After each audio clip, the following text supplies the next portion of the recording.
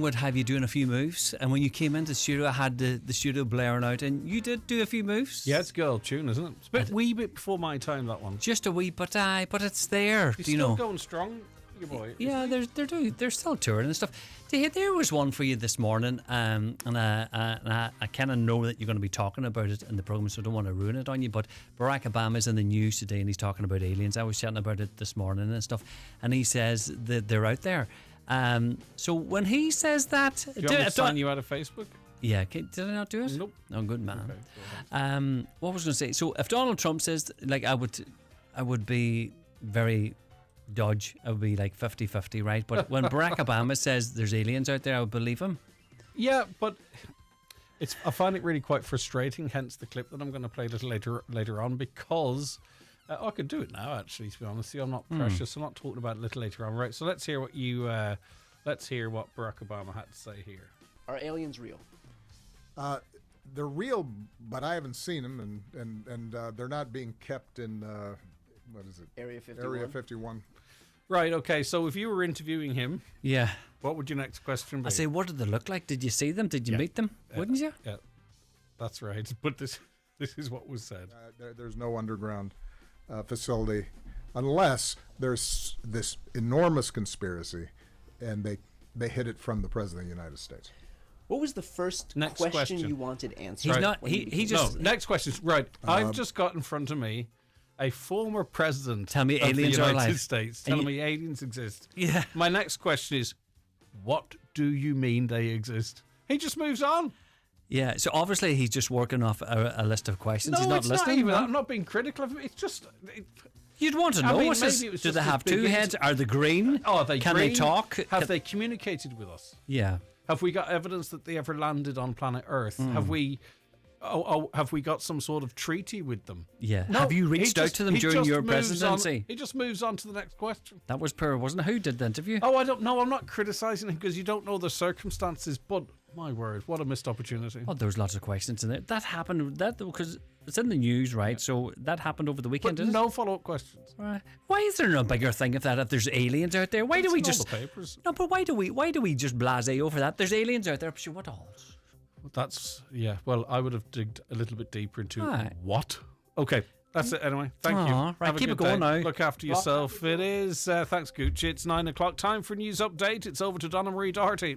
Thanks, Greg. Good morning. More empty and derelict properties are to be turned into social homes. The government's announced the expansion of the Buy and Renew scheme. Clena O'Dwyer reports. This scheme will ensure more long-term vacant and derelict properties across the country will be transformed into high-quality social homes.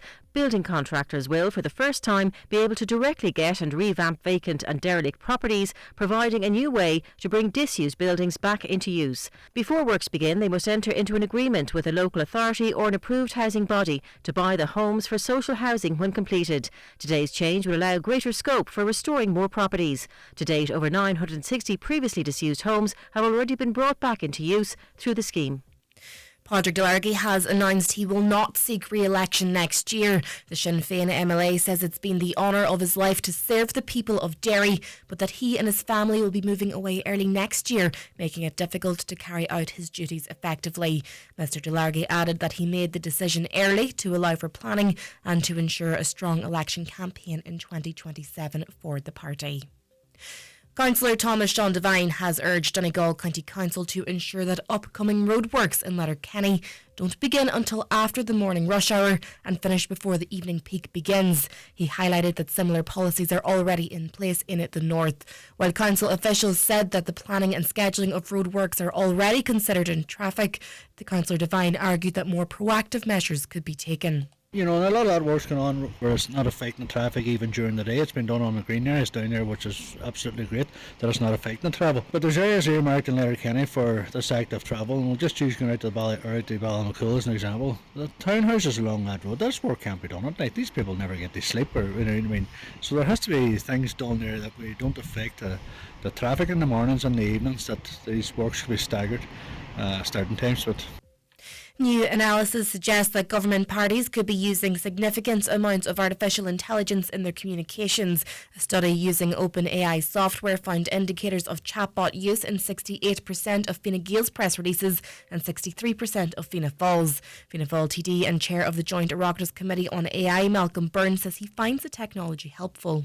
If I wanted to write a press release and if I wanted to use a large language model to synthesize the information I have that will produce it and that I can do it much more quickly, I don't see that necessarily as a bad thing. But what is critical is, first of all, that there's human oversight of what's being done, and that somebody reads it to kind of say, yeah, this is the message and this is the tone that's going to be used.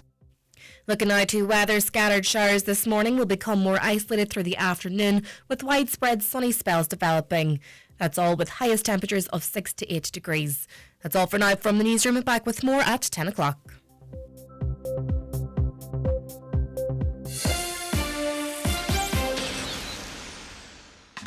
At 3, we've got a SIM-only deal to really get your claws into. Unlimited data and calls, and rewards like pre-sale access to Ireland's biggest gigs with 3 Plus. All from just €20 a month.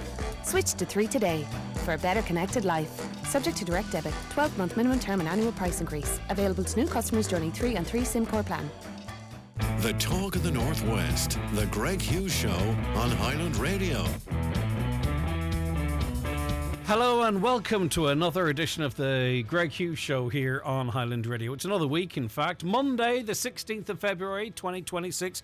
I do hope you had a lovely weekend. Of course, it was Valentine's weekend, and hopefully there's a big uplift for all the bars and restaurants out there providing services for couples, etc. But anyway, maybe you didn't and you had a lovely relaxing night in front of the TV on Saturday night. It's funny too, watching TV. I was thinking there during the weekend that we've kind of made cinemas like front rooms, and we've made front rooms like cinemas. So, your TV at home often, you have a sound bar or surround sound, a big screen, and set it up like a cinema. And you go into the cinema and you're having pizzas and burgers and all manner of things. But anyway, that is the way it is. Let me remind you of how you get in touch with us here on the programme. We like your WhatsApps and your texts, of course, to 086 60 25,000, 086 60 25,000. Feel free to give us a call either on 07491 25,000. Our researcher and producer Caroline, or assisted by Shannon, they are waiting for you. And also email comments at highlandradio.com. Let's have a look at what's making the front of and inside some of the papers today. The Derry People Donegal News. More probation officers are being sought in Donegal to meet the rising demand of the service. Letterkenny District Court has been told of the pressures facing the probation service, who are inundated with referrals from the court. A probation report can be ordered by a judge for a defendant who comes before the court on a criminal offence and who was either pleaded guilty or is found not guilty before handing down their sentence. The probation service protects the public and creates safer communities by helping offenders to desist from committing more crime. On to the Derry News this morning. Attacks on Altnagelvin Hospital staff unchanged despite body camera trial. We talked about this body camera trial with the hope being that it would deter people from verbally or indeed physically abusing staff in the hospital. It hasn't had the desired effect by the reads of things. A trial of body-worn cameras out in the Galvin Hospital's Accident and Emergency Department did not reduce the number of assaults on staff. New figures revealed. Figures released under a Freedom of Information request show the trial failed to lessen attacks on A&E staff from November 2025 to until January 2026. 36 body-worn cameras were issued as part of a new safety trial to protect staff from continued instances of violence. 142 nursing staff, including all bands of nursing and healthcare assistants, had access to the cameras. And during the 3-month trial, which saw 18,826 attendances at the ED, 9 physical and verbal assaults on staff were recorded. Now, I would not have thought that the actual presence of these cameras was a proof of them working or not, to be honest with you. This is documented evidence now that can be used to prosecute people potentially for the assault of staff. That presumably is not in the courts now, so I would believe that this would have to go through the court system with convictions where appropriate, sentencing where appropriate, and it's then that you would start seeing perhaps whether or not these cameras were useful in preventing attacks on staff. I personally, if someone is going to do that, I don't think the camera being present in and of itself is going to stop them. So the proof of the pudding for me would be in the months ahead when people start appearing in court and are named and shamed, and perhaps even video being made available of them assaulting the staff. And that's when I believe, anyway, not that I'm an expert in anything, let alone that, that's when I believe the evidence of whether they're effective or not will come to pass. If you're involved in that or work in the hospital and you have a view on whether or not they work, or whether you expect them to work once the judicial process is completed, please do let me know. The Irish Times, senior figures in government have suggested it is likely that the Republic of Ireland soccer team's home fixture against Israel, scheduled for October 4th, will be played at a neutral venue outside the country, which is something I proposed on Friday as a solution to it. It's not a solution to those that don't want Ireland playing Israel, but it's a solution to the political policing issues to some extent. The government's position is that the game is a matter for the FAI, though both the Taoiseach Micheál Martin and Taoiseach Simon Harris said over the weekend that they believed the fixture should go ahead. So, I mean, obviously that is the two top guys in government, Micheál Martin and Simon Harris. They both believe the game should go ahead. Do you think they are reflective of what the public want, or are they out of touch with what the public want? You know, obviously we're going to hear, because they're perhaps more inclined to contact a radio station, we're going to hear very passionate voices as to why it shouldn't go ahead. Do you think the majority of people out there say, of course it should? Or do you think the majority believe the game shouldn't go ahead? However, two people with knowledge of the issue who spoke on condition of anonymity said they expected that the game would go ahead at a neutral venue, though each stressed that no decision has been made. And lots of you texted in this on Friday and over the weekend. This caller believes supporters should boycott the game. Morning, Greg. The elephant in the room for me in regards to Israel is, why are they allowed to compete in European competitions? They aren't in Europe, but some states or countries do play in continental competitions, if I could put it to you like that. So it's not unusual. It's not unprecedented. Tell Jack Murray, who was on with you on Friday, this has nothing to do with Ireland. He and the others like him should worry about our own country. What's Jack Murray's view on the innocent people being killed in Iran by that regime? What about the other countries in our group? Are they so concerned? Well, at least one of them are. And I did put that to him. But the sort of argument is that, you only have control of what you have control of in the moment. What do you think about this? Vaping and smoking are going to become part of the pledge. I'm not sure how common the pledge is nowadays or how religiously it's stuck to, but maybe it sends out a good message. Maybe it starts an important conversation. Catholic school children planning their confirmation now have the option to give a solemn pledge not to inhale vapes or smoke cigarettes. It comes as record numbers of teenagers now vape, which many believe leads to cigarettes and cannabis use and onto harder drugs. Almost a quarter of Irish adults, 23% between 18 and 34, now vape. Figures released by the CSO last year show. Taoiseach Micheál Martin recently condemned widespread vaping as the revenge of the tobacco industry and indicated the government will look at banning vapes in cars with children on board. The previous confirmation pledge extended to not drinking, but yesterday, Bishop Michael Reuter of the Armagh Diocese said, I warmly welcome the rewording of the confirmation pledge to explicitly include vaping and cigarette smoking alongside alcohol and illicit drugs. Have you a view on it? Maybe it's not even something worthy of a view, and I don't mean that bad, but maybe it's just not something that moves you. I can't imagine anyone's going to message in and saying that shouldn't be part of the pledge, but our phone lines are open and we love all messages. Yeah, so following on from that story that I referenced with Lee Gooch there, or he referenced with me in The Independent, for decades Americans have wondered about the existence of aliens in the mysterious desert holding facility Area 51, and now Barack Obama, after 2 terms as president, has finally given an answer. They are real, but I haven't seen them and they're not being kept in. What is it? Mr. Obama said, speaking during the No Lie podcast with Brian Tyler Cohen. But the thing that's frustrated me about this, and I'm not that big into aliens, yet a 2-time US president saying aliens are real, but there was no follow-up question saying, how do we know they're real?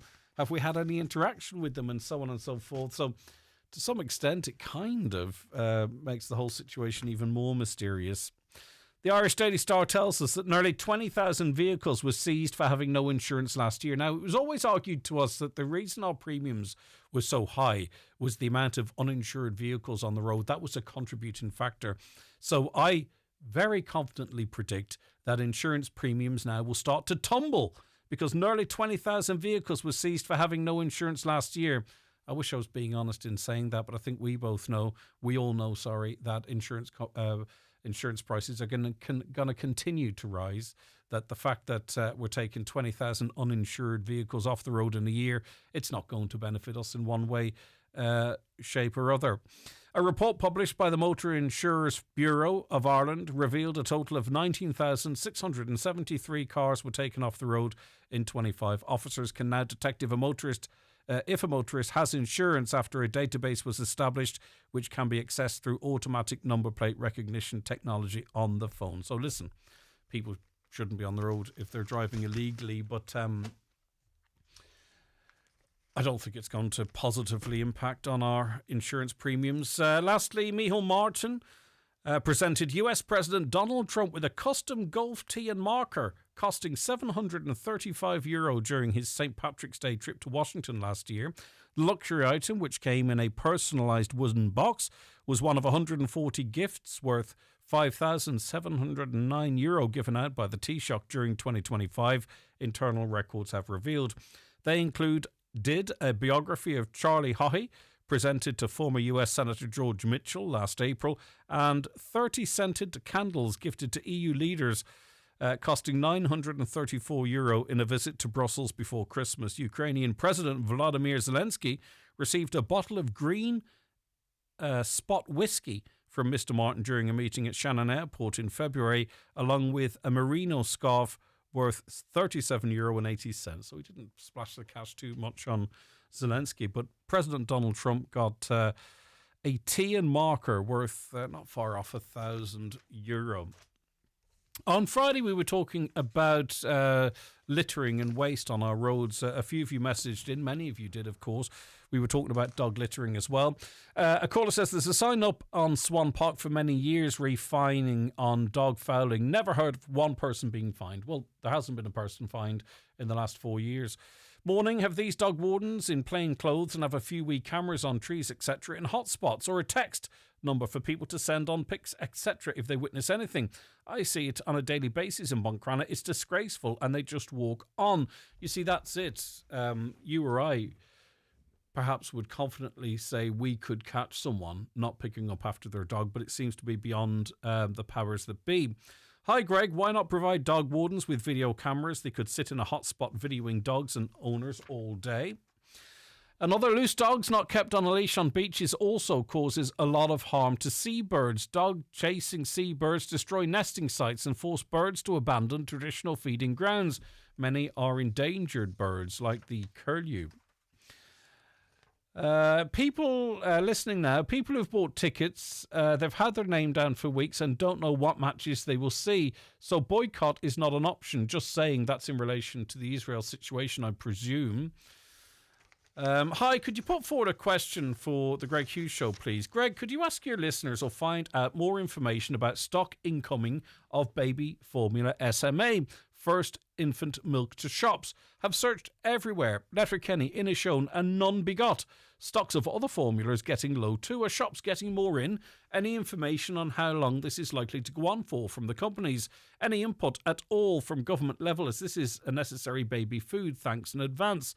Now, we have a telephone number. You can call SMA directly between 8 a.m. and 6 p.m. Monday to Friday. 0800, no, that's in the north, sorry. I'll read it anyway. 0800 081 8180, or the Republic 1800 931 832. But what is going on? Is there a shortage? I hadn't heard. I know there had been some recalls, but nothing as far as I can recall in relation to SMA. But I can imagine, I actually don't have to imagine, I would know the anxiety of potentially running out of this food if this is what you're giving your baby. So anyone in the industry or in retail knows why there seems to be a slow up in supply of various baby formulas. Let us know, please, to 086 60 25,000. A lot of you messaging in relation to bus services. It follows on from a conversation we had about a bus service or calls for a bus service from sort of Downings, Carragart, onto Milford and into Letterkenny. There is a very good bus service there, but unfortunately the operators say commercially we can't run it past 3 o'clock, but we would love to do so if we could get some government support. And then we were talking to another company servicing sort of Dunfanaghy and that type of area who are in the same boat. This listener says, I just wanted to say I live in Milford and have 2 grown-up children. My son, a past student in the ATU. I also keep foreign students occasionally. The lack of a bus service is a disgrace. If my son was finished at 1:30 in college, he would have to wait until 6 for the bus home in the evening. Always trying to rely on myself and family and friends for lifts in the evening too, just for simple things like going to the cinema or a bite to eat. It's really frustrating knowing that there is a service there ready to go, but not being prioritised. It would benefit so many. Another, would it make sense to have Gallagher's serve Downings, Carragart, Milford, then travel to Kilmacrennan as a local link bus service and end up by Mountain Top? And local link 973 can serve the Fanad, Kerrykill, Rathmullen, Ramelton area and no overlap, and have Mangan doing similar, as local link does not go through Falcarragh, Dunfanaghy and Creeslout, though it's a good point made, but they've auto-corrected in the text to Funfanaghy. So I would say what's happening is if they're organising a night out, they might say, we're heading to Funfanaghy. But they've been messaging me and it's auto-corrected, which is fun, but it's a really good point, thanks. Good morning, I'm wondering if there's a bus from Buncrana to Letterkenny earlier than 8:20. It's simply too late for work or college, thanks. I don't know the ins and outs of the bus service, I'll chuck it out there. Someone obviously looking to get into Letterkenny a bit earlier, but they say the earliest bus from Buncrana to Letterkenny is 8:20. Good morning, Greg. Gallagher's bus from Milford is great. My only gripe is the price and that you have to buy single tickets. They don't do return tickets. Could you ask them about another taxi service in Milford? Milford has a taxi service that stops at 10 p.m, so people can't go out and have a drink and socialise in Milford. The taxi man is home. Right, well, there you go. Well, of course, these are private operators and it's up to them when they run or don't run. Ask Councillor Declan Maheen, does the 973 bus go to Letterkenny Hospital where people have appointments? And on it goes. Thank you for all of those messages. They're topics that really caught your ear on Friday and we didn't want to just sort of leave them to one side since you took the time to text in. Now, as you may or may not know, we have a podcast that runs alongside this show. It's a sister podcast, the Greg Hughes Podcast. We have new episodes released every Friday at 11 a.m. We've 6 episodes up at the moment, and there's a couple of bonus episodes up there as well. And last week, or on Friday, it's a really interesting conversation with a Strabane woman, Bernadette. And she talks to me about the difficulty of having a child who is a drug addict and enabling and doing the right thing and planning funerals whilst they're alive and feeling helpless and the struggles of trying to get support when support is being sought and so on and so forth. It's a story with a happy ending, of course, but that podcast available on our website, highlandradio.com. It's also on Spotify and it populates amongst this show as well. So if you subscribe on Spotify, you'll get the weekly podcasts as well. And very shortly, it's going to be available for you on iTunes. I thought it was on iTunes, but there was a slight delay in getting it up for you Apple users. But this emailer says, I was listening to that lady in relation to her daughter and how drugs have had a huge impact in their lives. My family was in the same situation. I'm not sure if the previous lady's daughter has any kids. My situation was much the same. I tried everything to help my family member. I was slowly watching my family member fade away, slowly dying in front of my eyes. We had grandkids in the middle of all of the nightmare.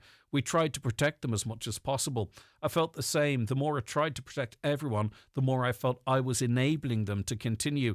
And I took the hardest decision of my life to involve Tusla. We had to try and look after 4 grandkids, myself, another grandmother and an aunt of the kids shared the responsibility of the 3 of them. The other, who was only a baby, I was asked and begged by individuals within our family to take care of the baby, as did my family member who was using drugs, which meant I would be leaving my job. I thought very seriously about doing this, but at the last minute I decided no. to do this and take on this responsibility. I felt selfish putting a grandchild into care, but I had to look at the bigger picture.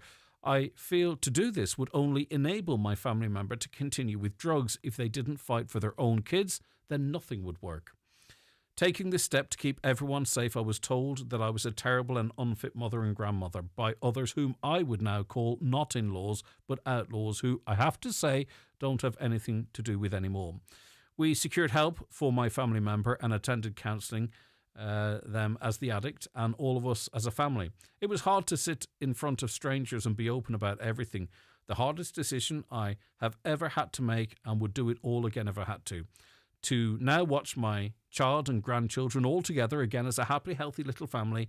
I'm so proud of my child and the person they have become. And be proud of yourself as well, because you had to make a tough decision. And that's much of what that podcast is about. Sometimes we can love people too much, or maybe, we don't understand that love comes in different ways. But clearly you love your grandchildren, your child so very much, and you did the right thing. And I'm so pleased that you're able to watch on in a happier space than you were previously. Don't forget, if you want to watch today's show, you can watch it and every day on our Facebook page, highlandradio.com, Highland Radio News and Sport, or if you want to watch it on your big TV, your smart TV, or your Fire Stick, we're on the YouTube app. Just search Highland Radio Ireland, and you can watch it at home as you might any TV show, in inverted commas. Our first guest is going to join me after we take a break, and what I'll do is just give you a quick reminder of how you can get in touch. The Greg Hughes Show on Highland Radio. Text WhatsApp 086 60 25000. Call 074 91 25000 or email comments at highlandradio.com. Newspapers are kindly supplied by Cosgrove Centra, Mountaintop Letterkenny. Now with the new look Mountaintop Diner. The Greg Hughes Show with Letterkenny Credit Union. New to borrowing or haven't borrowed in a while? Our welcome loan is here for you. Borrow up to €50,000 at just 5.95% APR with no hidden fees ever. Apply online or in branch today at letterkennycu.ie. It takes time for you and your baby to get the hang of breastfeeding. This may happen slower or faster for you than others. Talk to your midwife or public health nurse for support and advice on breastfeeding. Visit mychild.ie for advice on pregnancy, baby and toddler health. Are you worried about trees on your property? Northwest Forestry Services Ballybuffet are fully insured and have over 40 years experience in dangerous tree removal, tree felling, surgery and stump grinding. For peace of mind, call Northwest Forest Services Ballybuffet for a no obligation quotation on 913233. Keep your car running like new at Shane Connolly Cars Donegal Town. We service all vehicles, including hybrids and plug-in hybrids, using quality products and the latest diagnostics. Finishing every service with a free car wash. Relax in our waiting room with Wi-Fi, tea and coffee. And ask about our cover car options. Book your service today at Shane Connolly Cars on 9175783.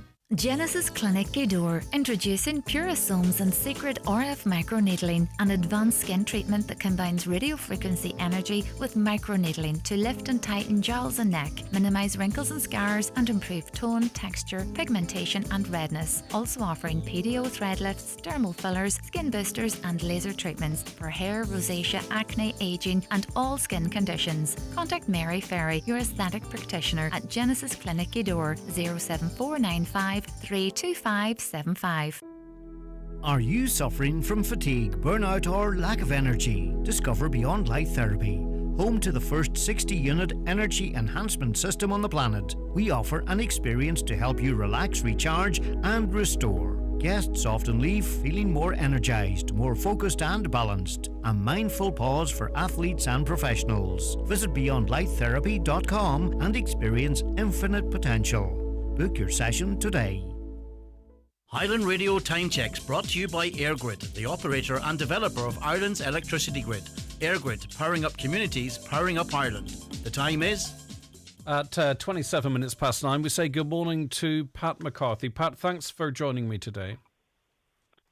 Thank you very much, Greg. You want to talk about the Letterkenny Town Bus. What are your concerns? What's the issues? Well, first of all, Letterkenny Town Bus, the drivers are excellent, and which is fantastic. And Craig, the problem is that I use it very frequently, and on last week I was told the town bus is no more, and which completely annoyed me.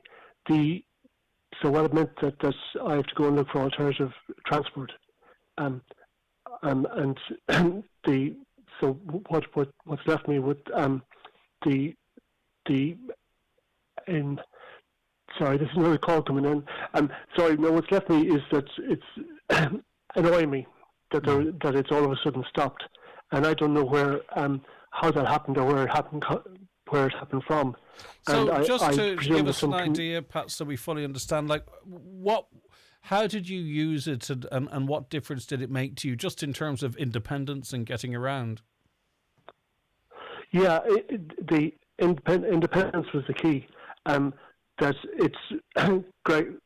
You know, the independence was the fact, Greg. You're still with me, yeah? Yes, yeah. Take your time. Oh yeah, sorry. No panic. No, somebody's trying to get through to me. Ironic. Nobody ever calls me.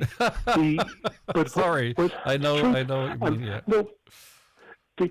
No, in terms of independence, Greg, rather than me having to rely on others, and they're great, I want to be independent myself. So it means that bus, which is regular, and it does work on time, and there is signs for buses around town, as in when times that it will be at. So, for instance, this morning, I know the exact time that the bus will be here at, and given the transport or given the cars, it might be slower, but that's life. Yeah. But it's to do with independence, Greg. That's the key. Like, I'm disabled myself. I've got MS and epilepsy. So again, the drivers understand that, and they know that sometimes I may need assistance just coming down the steps, and other times I don't. But no, the other thing, Greg, is that with the other people who I've met on the bus would have been probably annoyed as well, and that's where I'm at, and I don't know who's the best persons to contact. In terms of is it the council, or is it DFI or the transport authorities? See, the problem is, So I was Pat, hoping that at this point now, we were supposed to have a new town bus service. Correct. But it was deferred. I think that was supposed to kick in last November. And it was deferred for a year, and a councillor was on this show talking about it, and they were of the view that at least a year. I think I might be quoting them correctly there. So now there's this gap. So really, for you to get out of the house, is it taxis or looking for favours? I mean, effectively, unless you want to ask other people or pay quite a considerable amount of money, you're housebound. I don't want to be dramatic, but...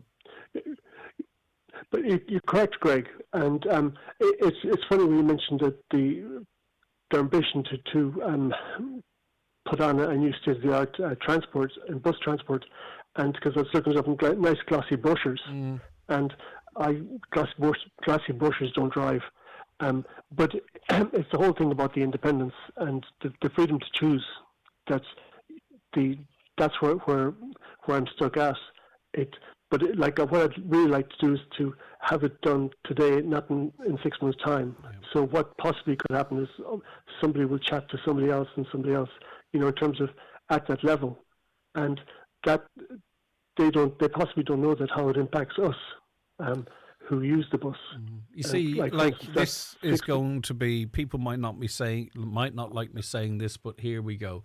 We are spending millions of euro around Letterkenny at the moment installing cycle lanes, so for active travel. These cycle lanes actually, and some of these changes to the roads, unless the plans have changed, which I don't think they are, don't even have accommodation for this new bus service that's coming. It seems to me, again, a little example of the cart before the horse. Surely we should have a fully functioning town bus service for people like you, and to get people around and get people out of their cars. But instead, we've got no town bus service at all. We've got no date when one might come. Yet that the whole area is being ground to a halt by putting in cycle lanes that I've struggled to find people to think is a good idea, Pat. That kind of adds to the frustration, I think. Yeah, it does.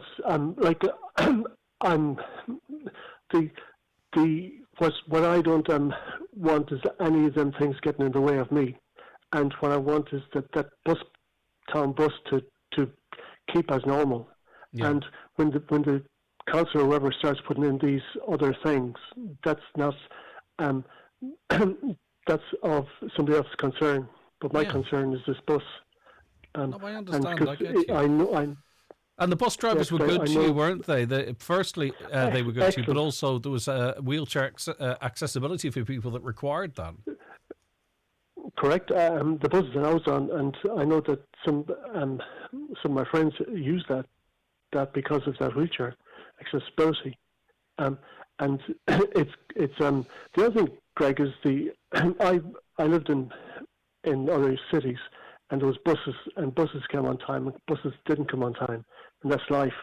But from the eco-friendly type thing, I prefer that as well. That rather than having more cars on Main Street, Letterkenny, that there is a bus going into Main Street, Letterkenny with people. Yeah. So that's the eco side of it.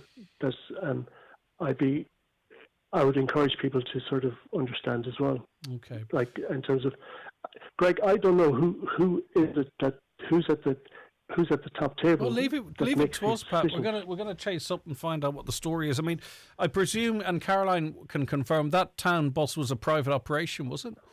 And they made a commercial decision not to. I'm just asking Caroline here. Yeah. Okay. Yeah. All right, okay. Well, we'll chase that up and find out more information, Pat, and try and find out who is responsible. We have tried them and we're waiting on a statement, and as soon as we get that, we'll chase it up further. Is that all right, Pat? So I need to get information, like if it's to be retendered, Caroline. Do you know what I mean? Is it going to be retendered?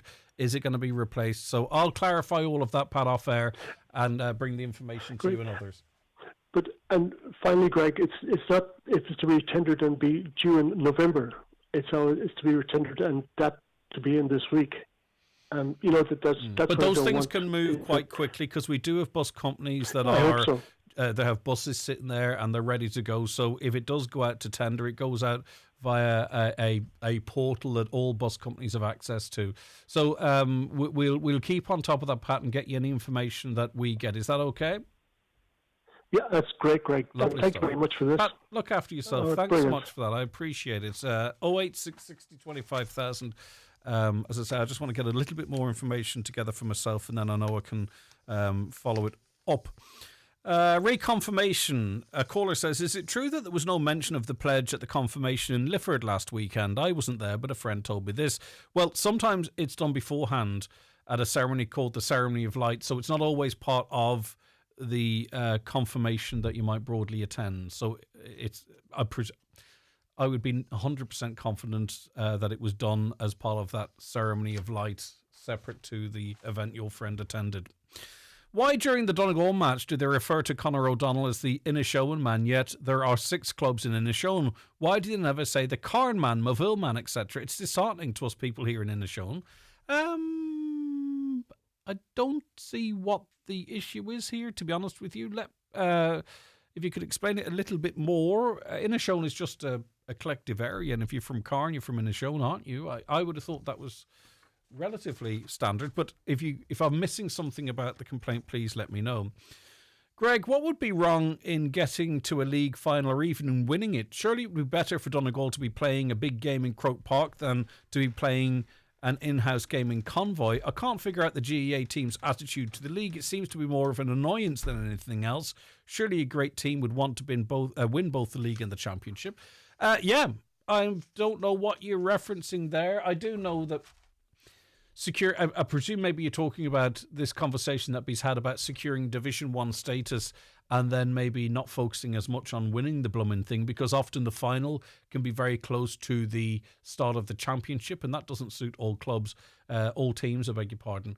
So I think the desire not to win the league is more about the scheduling of the league leading into the championship than it is about the competition itself.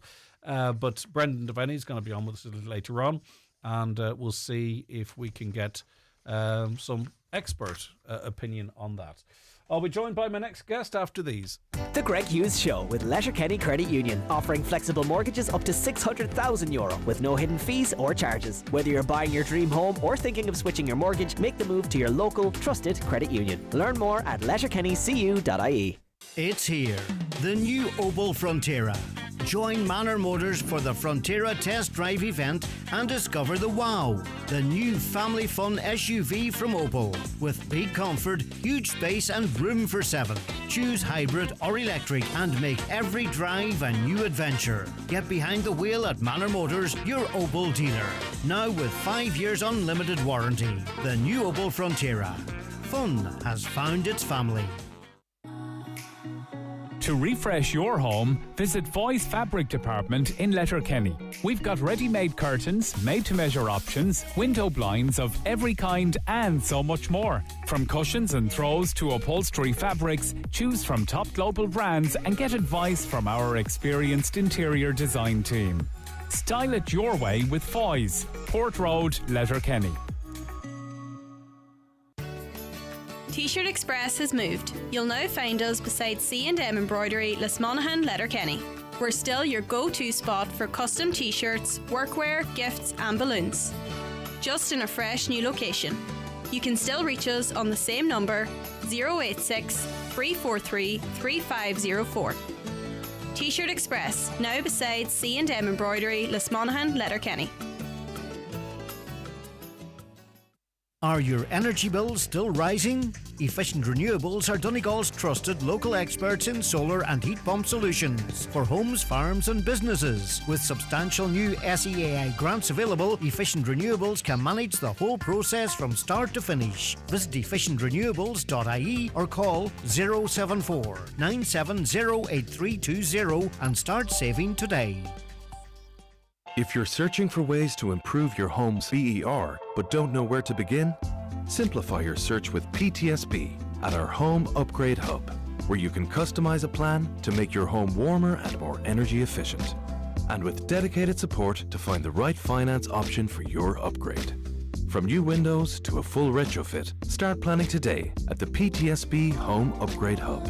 PTSB, altogether more human. Lending and eligibility criteria, terms and conditions apply. Over 18s only. Security and insurance may be required. Permanent TSB PLC trading as PTSB is regulated by the Central Bank of Ireland. Now, Letterkenny Circuit Court on Tuesday heard how a man in his 20s forced a woman also in her 20s to take abortion pills at a location in Donegal on Valentine's Day in 2020. The man previously admitted he assaulted the victim and forced her to take tablets which caused the abortion of her 9-week-old unborn child. Senator Sarah O'Reilly of Aintu is now calling for an independent review of telemedicine abortion in light of the case. Thanks for joining me, Senator. Good morning, Greg. How are you? I'm doing okay. Okay, so what, maybe people won't understand the phraseology of the review that you're looking for. So what are your concerns in this matter, and what do you believe needs to be done or looked at? Well, first of all, I'd like to just begin by expressing my deep sympathy for the woman involved at the centre of this Donegal case. What happened to her was simply... It wasn't just a private tragedy, it was an awful act of coercion and gender-based violence, particularly when a woman is at her most vulnerable. And it resulted in her losing her baby at a great amount of loss and heartbreak to her. And this woman was not unsupported, as some women can find themselves in an unplanned pregnancy. She was forced, and that distinction matters, because when somebody is compelled to take abortion medicine under pressure or threat, that's a crime, and it's a gender based crime, and it's punishable under law. Yes, go ahead. Yeah, and so, we must commend her and thank her for her bravery for coming forward with the courage of bringing this case. And I suppose in 2021, the Minister for Health concluded that telemedicine abortion was safe and effective from the clinical perspective. But the clinical safety alone is not the full picture, and we know that. And that's why I'm looking for a review that looks not only at the reported medical complications, but at the systems in place, if they're adequately in identifying and safeguarding women who may be under pressure, who may be monitored or controlled. When consultation takes place remotely, it's very difficult for clinicians to see whether a woman is alone, whether there's somebody else in the room, whether in fact the abortion medication is for that woman herself. So it's just, So you're saying the lack of, I mean, the abortion is what it is now in Ireland, following on that from that referendum. But because people can receive these pills by post, do you believe that should be scrapped because it takes away an opportunity even for a welfare check? That maybe this person, if they had an opportunity to sit in front of someone, could have articulated that this was not a decision that they wished to make. That's exactly what I'm saying. This was only introduced in COVID, during COVID times, and it was only ever supposed to be temporary. And it was also introduced in England, and in England there is evidence to back that there was a lot of coercive abortion happening. And clinically, it's always better to, as you say, come before the doctor and in a safe environment where you can speak freely. And it was reversed in England, but it wasn't reversed here. And that's why I'm calling for an urgent, fully independent review of telemedicine abortion provision. Yeah. I mean, there might be a bit of a pushback in relation to this, but there is just this woman feels that her child has been taken from her. And she might, I don't know, I haven't spoken to her, but she might frame it as a murder or something along those lines. Her case is very important, but that's the one case we've heard of. We don't know how much of this actually goes on. Well, that's the thing. Cases like this force us to ask difficult questions, the necessary questions, particularly how we identify and prevent coercion when abortion is provided through telemedicine. And it's also for the protection of women. If anything good can come out from a painful situation like this, it's awareness. And women need to know that pressure is not consent. Threats are not acceptable, and there is support available as well for women from Gardaí, from Women's Aid, from Safe Ireland. So we have a responsibility, I feel, to ensure that no woman feels she has to make a life-altering decision under fear. And it's worth pointing out too that in one of the first cases of its kind in Ireland, the man was found guilty. He pled guilty to unlawfully ending the life of a fetus, which is contrary to legislation. So people should need to keep that in mind, that in and of itself is a crime. He also pled guilty to a charge of assaulting the woman and causing her harm, contrary to Section 3 of the Non-Fatal Offences Against the Person Act 1997. How do you progress this, Senator? I mean, obviously, you've got TDs in the Dáil as well. How do you want to progress this? I'd just also like to add to that as well. You mentioned all, the abuse, and he threatened to kick the baby out of her if she didn't take the abortion pills.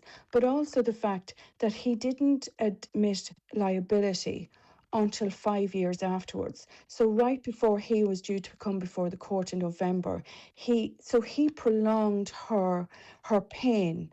And he didn't come forward and plead guilty until last November, which also compounded the hurt and the pain that lady has gone through. I think we need to examine screening process further, and I think that's common sense. And I don't think anybody can really, when we see the evidence coming before us, and we must remember in 2022 there was also a case of a girl under 18 in Ireland that was locked in a room and forced to take abortion tablets. So We know it's happening, and we just have to examine safeguarding measures to ensure women are protected. And we need to ensure that the women at risk are identified and supported as best as we can. And I don't think anybody can argue against that. I think there might be counter arguments, but even beyond this case, the opportunity, good, proper healthcare, if that's what we're being told this is all about, would be that there is an in-person consultation, a conversation that can not just address issues like this, but many other issues as well. Okay, we'll follow with interest, Senator. Thank you very much for your time. That is Senator Sarah O'Reilly of Aintu. If you've a view on that, let me know. 086 60 25,000. That is our WhatsApp and our text number. You can give us a call too if that suits you better. 074 91 25,000. The Greg Hughes Show with Letterkenny Credit Union, powering your plans with fast digital loans. Apply online or through our app in minutes and get funds straight into your current account. Easy, quick and convenient. And our digital offering perfectly complements the friendly face-to-face service you know and trust. Stop scrolling, start driving. Meet the all-new Kia Sportage, Donegal's best-selling car from Donegal's best-selling brand. Smart tech, bold looks, maximum safety, 7-year warranty, 0% finance and immediate delivery available. Visit imotors.ie. Terms and conditions apply. iMotors, fearless generation. There's bingo every Monday night at Halfway House, Burnfoot. Doors open at 7:30 with eyes down at 8:30. €2,500 must go. The snowball is now €2,500 on 45 numbers or less. If you're not in, you can't win. That's Halfway House bingo tonight at 8:30. From home and car to farm, commercial and public liability, at Hickey Clark and Langan, they've got you covered for insurance. They shop around all the leading insurers to make sure you get a great deal. If you're looking for a competitive quote, it's easier than you think. Call 91-26688 or call into the office at Ballymacool, Letterkenny. Hickey Clark and Langan, the local name you can trust, is regulated by the Central Bank of Ireland. That's the Clear Mobile Parrot. He knows a good thing when he hears it, because it's only $12.99. Yes, only $12.99 for unlimited 5G data and calls. Yes, there are texts, and that's why he's our top salesperson at Parrot. $12.99. Clear Mobile. Keep it clear. Powered by Vodafone. $12.99. Activation fee €12.99. 23 gigabytes UK and EU roaming data. For terms, see clearmobile.ie. Ferguson Fuels is expanding again, now delivering daily to Letterkenny, Ramelton, Milford, Rathmullen, Kerrykeele, Port Salon and Fanad, along with all our usual areas. For affordable, competitive prices and fast, reliable deliveries, you can always count on Ferguson Fuels. To place your order, call 048 712 61366. Ferguson Fuels, keeping homes warm for generations. Highland Radio weather updates with McElhenney's. Looking for the perfect outfit for an upcoming event? We have new occasion wear styles arriving every week. Visit us in Ballybuffet or shop online at mcelhenneys.com. Okay, scattered showers this morning will become more isolated through the afternoon with widespread sunny spells developing. Moderate westerly winds will veer northerly with highest temperatures of 6 to 8 degrees, though turning much cooler by evening. Brendan Devaney, who is presenter of the DL Debates, just found a seat. Good morning to you. Greg, I'm down at the RDS here. We've trade show on. We're exhibiting, so yeah. Wee bit of a panic here. I'll tell you the crack later, but here I am. Right, Pádraig Kilferty is going to be in the hot seat this evening. It's going to be a packed hour of football analysis and debate. Watching Donegal yesterday, and then watching the games, many of the games on Saturday, Donegal seem so far ahead of other teams at this time of the so early in the year. Yeah, Greg, it's been an absolutely phenomenal start. I guess there was patches in Dublin and Kerry where we completely controlled the game, and we did let them back into it a bit. And Dublin, new management, kind of forming a new team, so we didn't maybe read too much in it. Kerry come up, maybe missing a lot of their main stars, but again, we won the match, and yesterday was more. This was a Mayo team on up and up, 2 from 2, and this was going to be a massive test, top of the table clash. People thought it'd be very close. it was anything but. It was an absolutely brilliant performance from our guys right across the board. Some magnificent performances. As ever with Donegal, everybody chimes in, and then there's some real stars on the day, no more than the returning start, Oisín Gallen was just unbelievable. And young McCahill in his debut, there were so many plus points from it, how he dominated the game and really made Mayo look very ordinary. It's just a swagger, a control, a confidence. It's hard to, I can't think of the right words for it, but it just looks like a team full of confidence.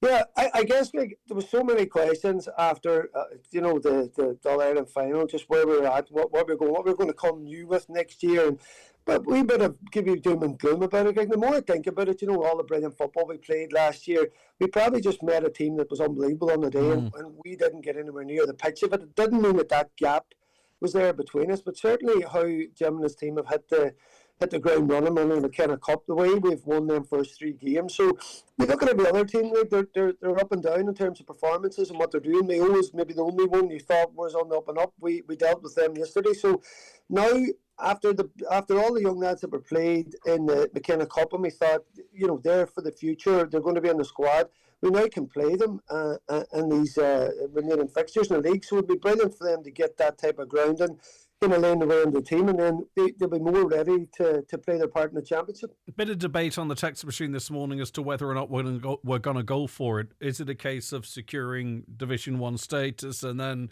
seeing how things go, or blooding players, or having an eye in the championship? The usual stuff.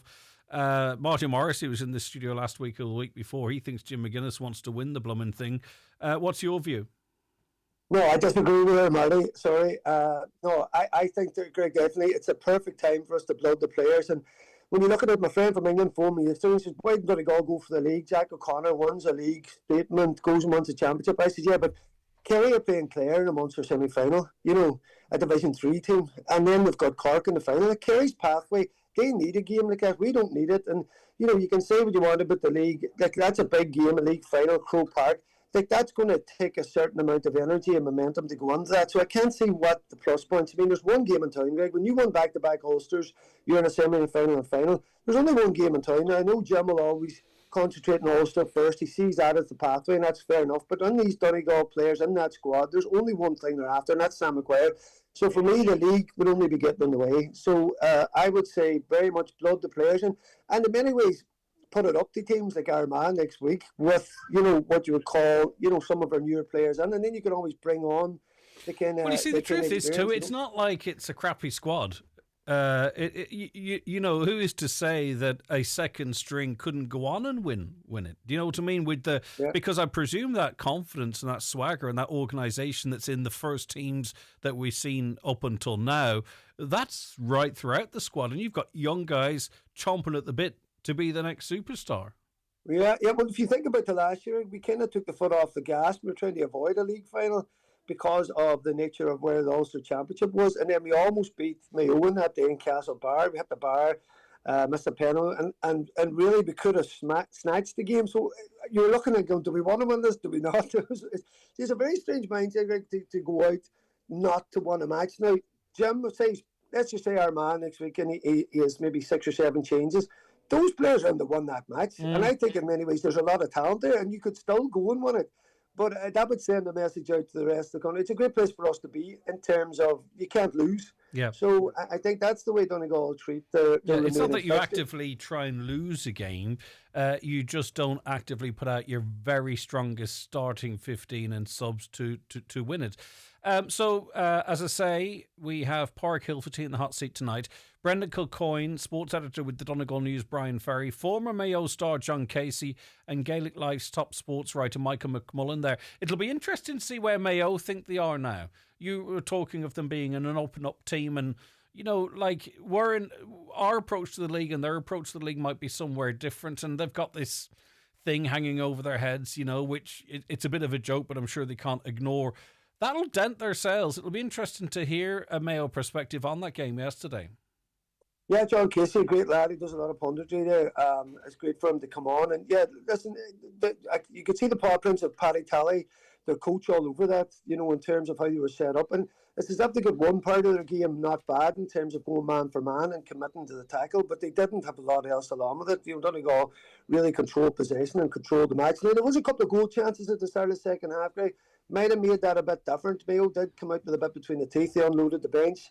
But we weathered that. A couple of great saves from Marini in the goal. He's having a fantastic season. So we kind of weathered that storm. So, yeah, a lot of question marks around Mayo, Greg. And sometimes when you look at it, for Donegal fans, like it's such a great time to be supporting the team and following them because they're playing some fantastic football. And some of the scores and the runs made yesterday, from likes of Conor O'Donnell, Ryan McHugh's 2-pointer, like Murphy coming back on the pitch. I mean, just seeing Michael come on. You're just living in a special time when you're watching Michael Murphy enter the fray. All right, well, enjoy your time in Dublin. I know there's much more to be discussed tonight. People can tune in just after 7. Brendan, thank you very much for joining us. It wasn't just actually football yesterday. It was interesting on the soccer pitch as well. Rangers and Celtic. Rangers, a great comeback victory to keep the pressure on Hearts in the Scots Prem. Squeaky bum time if you're a Celtic fan watching their performance, but they won too, and that's the most interesting SPL I've seen in a long time. But it's a 3-horse race, a genuine 3-horse race now. So I'm sure many of you soccer fans following the Scottish game had an interesting up and down day yesterday. All right, we'll be back with more on the programme after we take a break.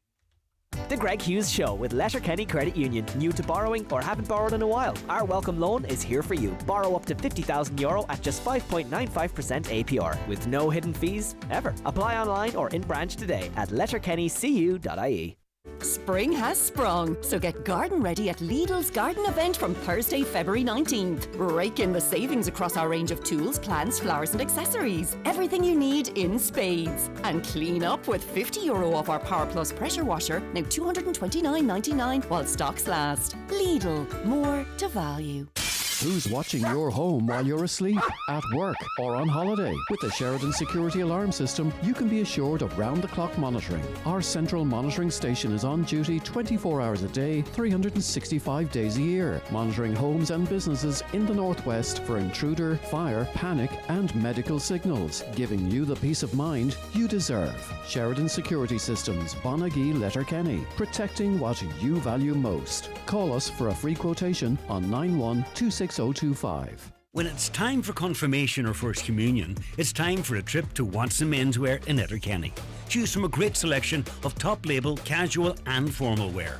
Suits with matching shirts and ties, blazers, jackets and shirts. Also denims, chinos and footwear from big names like Diesel, Giovanni and Tommy Bow. And one lucky customer will win their money back. Stand out on the big day at Watson Menswear. Open 7 days a week, Main Street, Letterkenny, and online at watsonmenswear.com. See our new range of comfortable storage beds now on display at Restex Beds, Mountaintop, Letterkenny. Combine luxury and comfort with clever hidden storage and free delivery and assembly on all our products. Restex Beds. Leave the rest to us. McGowan Hearing, one of the longest established audiologists in the Northwest, now have weekly clinics in Letterkenny, Buncrana and Carndonagh. Book your free hearing aid consultation at one of these clinics or with audiologist Darren McGowan in your own home. Call 07191 00208 or visit mcgowanhearing.com. Live, on air, online and on the Highland Radio app. This is Highland Radio News. Good morning, it's 10 o'clock. Donal Kavanagh at the news desk. More empty and derelict properties are to be turned into social homes. The government has announced the expansion of the Buy and Renew scheme. Donegal had one of the highest uptakes in the country under the previous scheme. With more, here's Cliona O'Dwyer. More long-term vacant and derelict properties across the country will be transformed into high-quality social homes. Building contractors will, for the first time, be able to directly get and revamp vacant and derelict properties, providing a new way to bring disused buildings back into use. Before works begin, they must enter into an agreement with a local authority or an approved housing body to buy the homes for social housing when completed. Today's change will allow greater scope for restoring more properties. To date, over 960 previously disused homes have already been brought back into use through the scheme. A Donegal councillor is urging Donegal County Council to ensure that upcoming roadworks in Letterkenny do not begin until after the morning rush hour and finish before the evening peak begins. Councillor Thomas Sean Devine highlighted that similar policies are already in place north of the border. Council officials told him at a Letterkenny MD meeting that the planning and scheduling of roadworks already considers their potential impact on traffic, but Councillor Devine believes more proactive measures could be taken. You know, and a lot of that work's going on where it's not affecting traffic even during the day. It's been done on the green areas down there, which is absolutely great that it's not affecting the travel. But there's areas earmarked in Letterkenny for this active travel, and we'll just choose going out to Ballinacule as an example. The townhouses along that road, that's work can't be done at night. These people never get to sleep, or you know what I mean. So there has to be things done there that we don't affect the traffic in the mornings and the evenings. That these works should be staggered starting times. But 80% of farmers believe the TB history of a cattle herd should be shared at the point of sale. The ESRI has released a new study which examines farmers' views on biosecurity measures. It found most are aware of official biosecurity guidance but are pessimistic about the effectiveness of measures. Senior Research Officer Deirdre Robertson says the process was found to be mentally and financially draining. The interviews that we did with farmers, we talked to them in depth about their experiences or their neighbours' experiences of bovine tuberculosis, and found that, you know, unsurprisingly, there's a huge amount of mental stress that comes with finding bovine tuberculosis on the farm and all of the consequences of that. But there can sometimes be a sense of fatalism around the disease, so people think it just happens. A trade union for pilots says there's a clear shortage of air traffic controllers. Airspace around Cork Airport was restricted for 7 hours on Wednesday morning. IALPA has criticised the pay and conditions on offer for controllers. Its president, Captain Mark Tighe, says the issue has been building in the background for years. There's clearly a shortage here going on. Some time going back to the cancellation of recruitment and training during COVID, which was never caught up with. And on top of that, people are leaving the service. Last year, 15 controllers left the service, some retiring, many going off to better opportunities, both in terms of pay and condition. Pádraig Delargy has announced he will not seek re-election next year as an MLA for Foyle. The Sinn Féin representative said it's been the honour of his life to serve the people of Derry, but he and his family will be moving away early next year, making it difficult to carry out his duties effectively. Mr Delargy added he made the decision early to allow for planning and to ensure a strong election campaign for his party in 2027. Thalidomide survivors say they're hopeful they'll get a state apology this year. The Taoiseach says 2026 has to be the year when government resolves the issues facing peoples whose mothers were prescribed the drug for morning sickness before it was pulled because of its links with birth defects and disabilities. Members of the Irish Thalidomide Association met Taoiseach Micheál Martin and Taoiseach Simon Harris last year. Spokesperson for the association, Finola Cassidy, is hopeful both can work together to give them a state apology soon. I'm really hoping we hear from them in the coming week, because if we don't hear from them, the momentum is gone again. And this is what happens. We get marched up a hill and, you know, maybe there's some media coverage and then it all falls flat, or the next crisis or something puts us to the side. And we can't afford to let that happen, because people are genuinely dying in our group.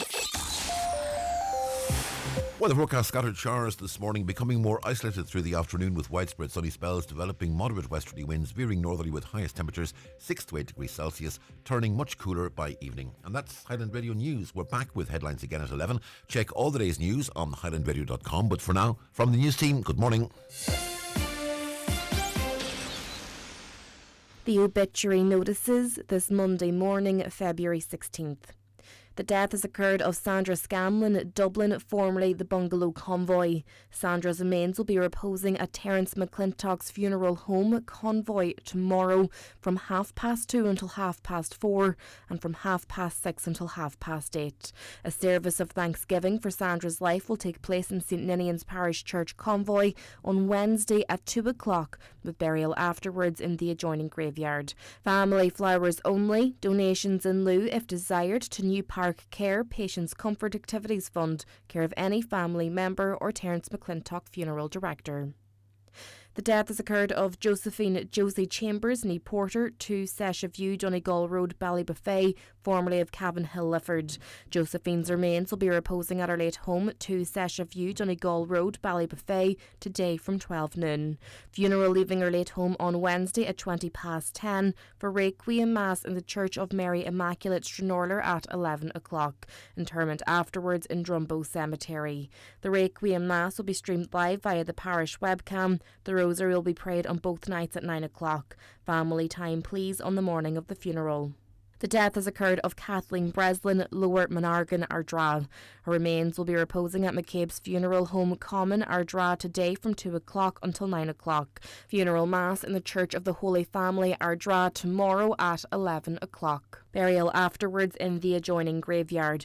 House private please, family flowers only please. Donations if desired to Donegal Hospice, Letterkenny, care of McCabe Funeral Directors. The funeral mass can be viewed live on mcn.live. The death has occurred of PJ Murray, Mina Goland, Crossroads, Killy-Gordon, reposing at the home of his brother Seamus Murray, Carrick McGrath, Ballybuffet today from 6 o'clock until 9 o'clock and tomorrow from 12 noon until 9 p.m. Rosaries both nights at 9 o'clock.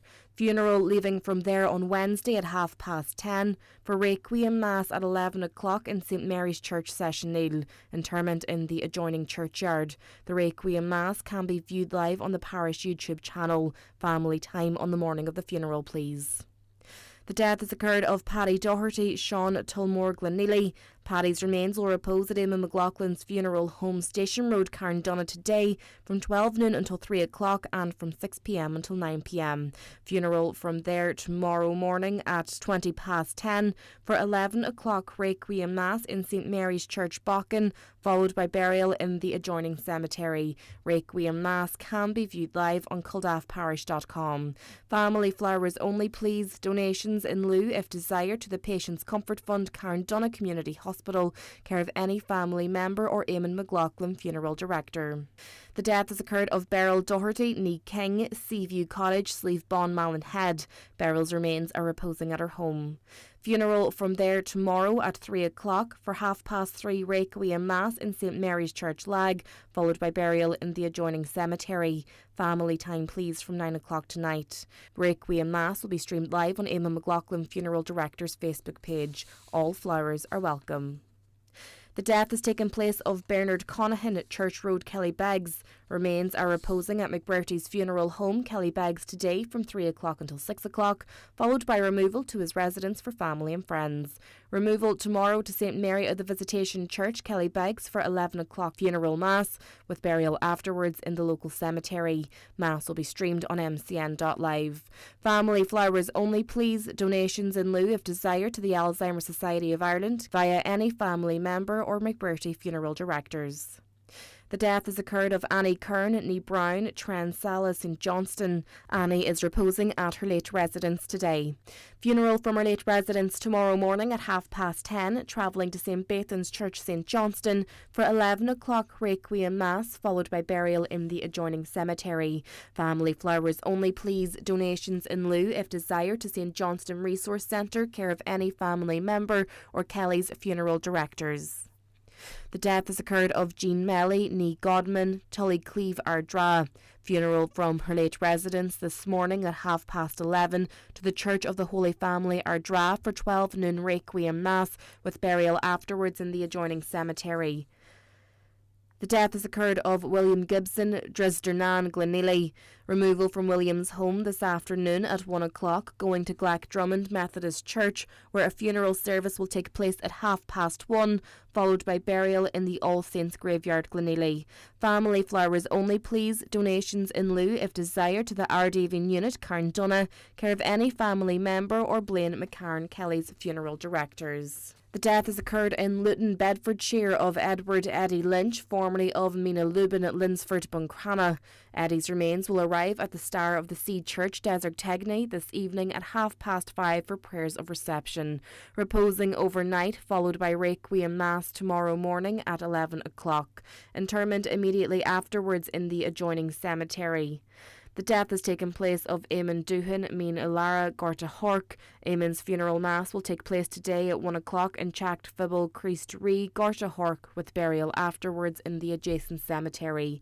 House private. Funeral mass can be viewed on Kieran Rorty Funeral Director's Facebook page and on MCN Media. Family flowers only please. Donations in lieu to the Donegal Hospice, care of any family member or Kieran Rorty Funeral Director. The death has occurred of Harry Gallagher, 2 Castleview Park, Derry, and formerly of Bishop Street. Funeral from his home today at 10 to 11. For 11:30, Requiem Mass in St Columba's Church, Long Tower. Interment afterwards in the city cemetery.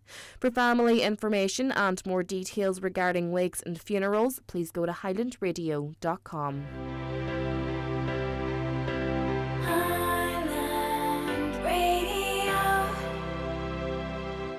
Stock up on pet gear at Aldi.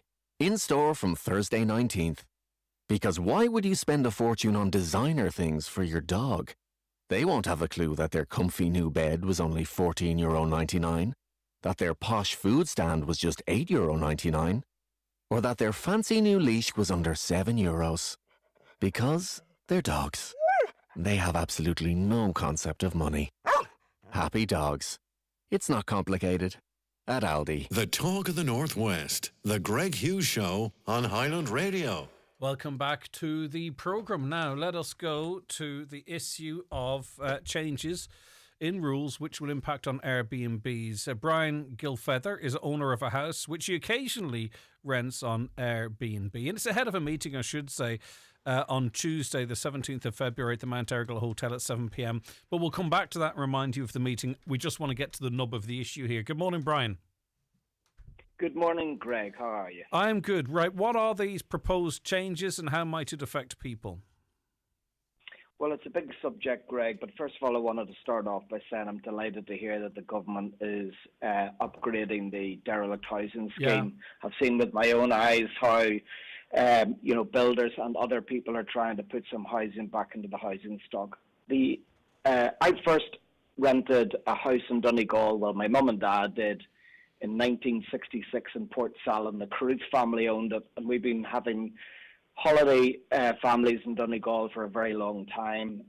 The issues changing around renting in Donegal short term are ones that are threatening micro businesses, people like myself and many pensioners, because 50% of the people who rent out their houses in Donegal are over the age of 50, and the vast majority are actually women. So people who are legal, have been doing things for a long time to help a small passive income, which also greatly supports Donegal tourism, are under a little bit of threat because the government are trying to find ways to increase the housing stock. And we totally understand that there's a housing crisis. We totally understand that there's an affordability issue. And there is in many Western countries. Ireland isn't alone in that. But we're legitimate small businesses, and the threat of the requirement to change planning in particular is a real threat to our business, and I'd like to explain why. So somebody like myself who is a principal residence in Ireland that I use myself, but I move out into a caravan during the summer and I rent my house out. It helps pay for the house. It gives me a small passive income. I pay tax on it, and I'm like one of thousands of people in the wild Atlantic Way and specifically in Donegal who do things like that. But some changes include registration with Fáilte Ireland, which we totally support. I like the idea of it being regulated and the standard for holidaymakers is good. But also then there's a requirement perhaps to be enforced to change our planning status so that we can continue our legitimate small businesses. And just one question in relation to that. Sure. Is that really, though, is it not, is a mechanism to reduce the amount of Airbnbs, isn't it? I mean, it's not like everyone who might comply will get the change of use or whatever it might be. Is that not really a mechanism to sort of say, right, well, actually, you can't do this anymore? Is that what the sense is out there? Well, I think that there is a sense of that out there, Greg, but if I narrow this down to just being a citizen and specifically being a person operating in Donegal, I think that the impact in terms of it being an attempt to close down tourism in Donegal isn't what the plan is, but unfortunately the result may be similar, because if we all need to apply for planning permission to short-term rent, there's a proposal from the council to make that change cost up to €20,000, I worked that out recently with the profit that I make personally in my house. Although this is not about me, I just happen to be representing maybe a lot of people in my situation. 20,000 euros would wipe out. I just wouldn't rent my house out anymore. I would just use it myself, and I'd probably get rid of my caravan. I'm sure people might say, "Poor you." It isn't about me. It's about the people with a passive income. I get you. Would you not fall though under the category of home sharing? This isn't about me, Greg. I'm representing. No, I'm just. I understand that you're talking about selling your caravan, but the truth be told, not that there's any. There's any smoke and mirrors here, but the truth be told, this wouldn't actually apply to you because you would really effectively be sharing your principal private residence, so you would be exempt from these rules. As far as I know, Greg, but the amount of mystery and smoke around it, if you were able to guarantee that to me, Greg, I'd be happy and we could shake hands and walk away. It's in the legislation, and you're sharing your principal private residence. You would register with Fulch Ireland, you would be exempt from the very rules that we're talking of. But as you say, this isn't just about you. Yours is actually really quite a unique situation, I think. Well, I think mine's relatively simple. I'm really talking here about the thousands of people who bring people to Donegal to stay in converted garages, in houses where they have perhaps a second home. They're lucky enough to have a second home, and that this legal way of helping pay for that home, but also producing a passive income. Largely, Greg, we're talking about elderly people. I'm a pensioner. The vast majority of people who come to our meetings are pensioners.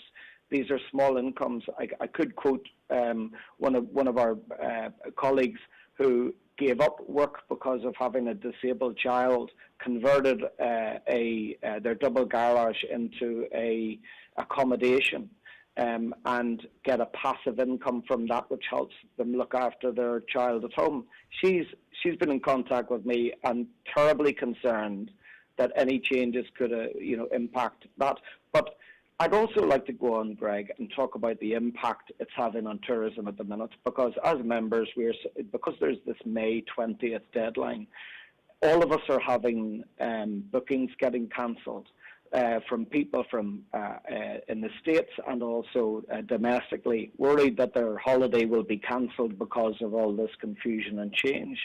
So that's money coming out of the Donegal economy. You know, when people come up to me near Falcara, I'm sending them to Lizzie's Diner, the Stranded Restaurant, the Cove Arnold's, Muck and Muffins, all these businesses, the bars, the workhouse, all these businesses that rely on tourism. If you create in a fragile coastal rural economy any form of concern as to whether people can have their holiday or not, people just will vote with their feet and go somewhere else. How would you feel if you were going to go to Donegal, Greg, with your family, but you knew there was a possibility that, in fact, the holiday might have to be cancelled? Yeah. You'd probably do something and just more. Before I bring another guest into this, sure. What is the actual concern of a planning application here? I kind of indicated that could it be used as some way of reducing the amount of these properties, but from your perspective, you know, registering with Fulch Ireland, that makes sense. Okay, that's understandable. It does. Yeah. What is the opposition to then having to get a change of use of planning permission? Okay, well, there's a consultation out that concluded in the middle of January for Donegal County Council. Their proposal was that if you wanted to go through the changing your planning permission for your house, so say, for example, you want to rent for more than 90 days, or it isn't your principal residence. Well, at the minute, you may be faced with a €20,000 bill for that. Mm-hmm. Greg, that's a bit like saying you've got a nice, Ford Cougar, but from May, you're going to have to pay an extra £20,000 to keep it legal on the road. I mean, you would just, it's staggeringly disproportionate, given that you've been driving that Cougar since 1960. And that's the sort of point that I'm making. Let me bring Philip McFadden into the conversation as well. Philip, thank you for holding there. What's your view on this? Yeah, I concur with Brian. We're the most northerly B&B in Ireland, and we rent. We have 2 B&B rooms, and the other room we sleep in. So it's a 3-bedroom house. And I phoned up Fudge Ireland, and I said, what's the story with the short-term letting? And she says, you have to apply, for the register. And I says, what about the planning permission change of use? She said, well, no, that's nothing to do with us. That's Donegal County But Council, again, which would you not fall into the category of home sharing if a principal resident remains exempt from the rules? Well, again, Greg, why aren't Fudge Ireland on this programme alleviating my fears? You pay them. I mean, you pay these guys, don't you? Full charge. No, we're Booking.com. We get most of our business from. Well, it's actually my wife that runs the business. I help out as. Yeah. I help as much as I can, and it's a lot of hard work. People think, B&B, and we've built up this business over the last 5 years. And you can look at our reviews. We're doing. People are quite happy. They come to Mallinhead, the most northerly point in Ireland, and we give them a very good stay.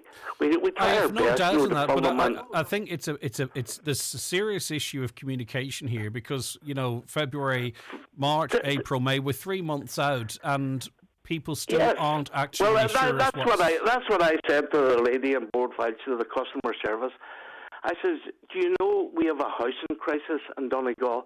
And she says, there's a housing crisis all over Ireland. I says, have you ever heard of defective blocks?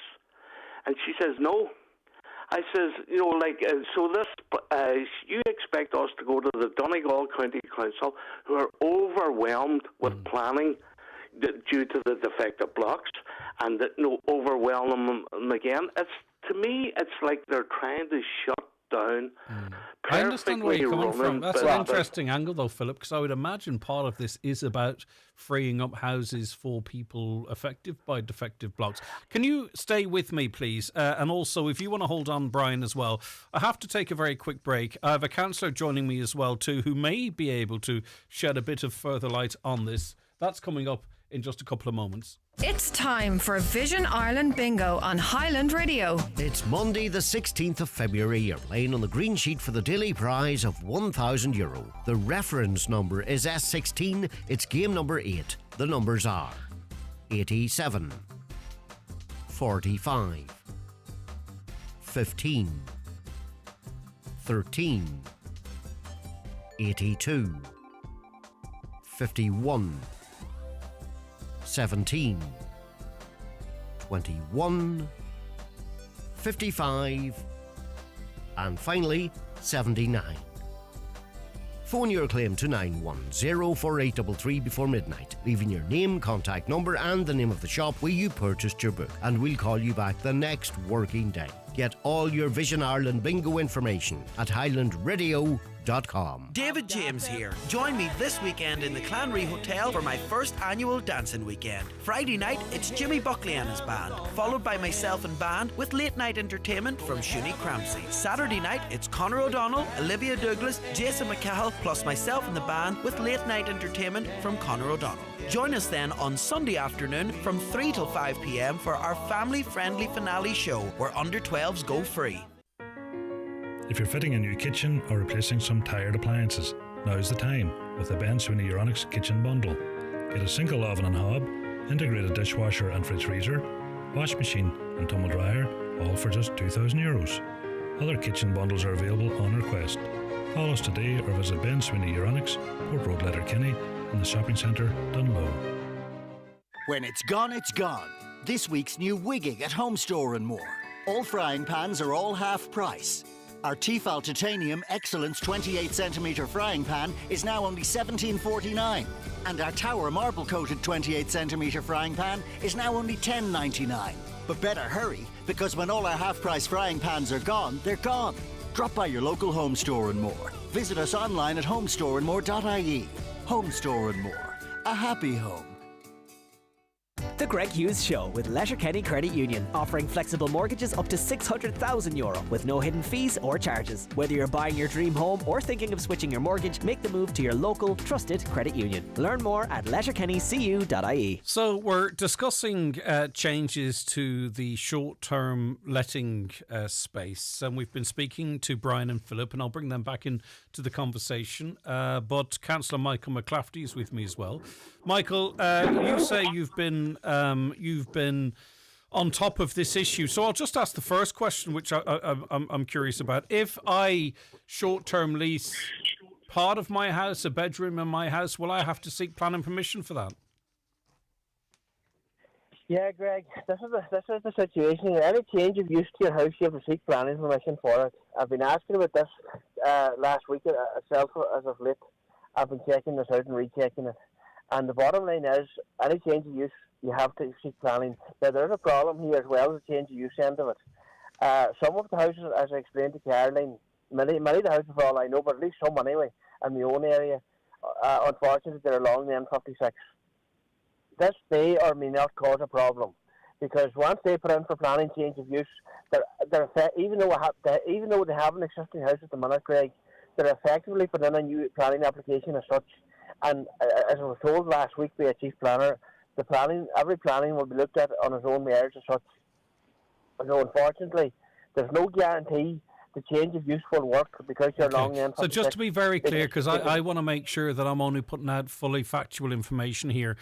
Under the legislation proposals I've seen in terms of planning and usage rules, home sharing of a principal residence remains exempt from the strict new rules, but other properties must comply. So that suggests to me, if I move out of my house and rent it, or if I rent a room or an upstairs of the house, I wouldn't have to seek planning permission. But you're telling me that you've been told by Donegal planners that I would need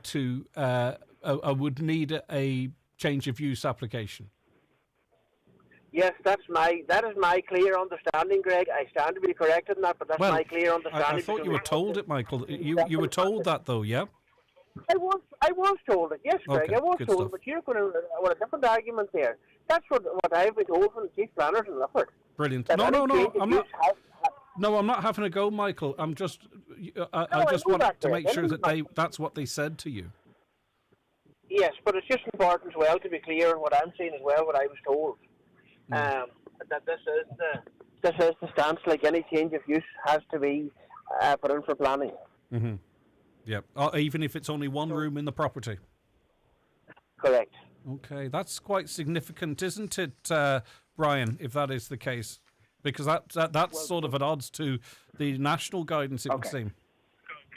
Okay, well, the first thing I want to say, Greg, is I know Michael, and he is an amazing advocate for his area. So I would listen carefully to Michael's concerns, and I know Michael has concerns about the N56, as we all do.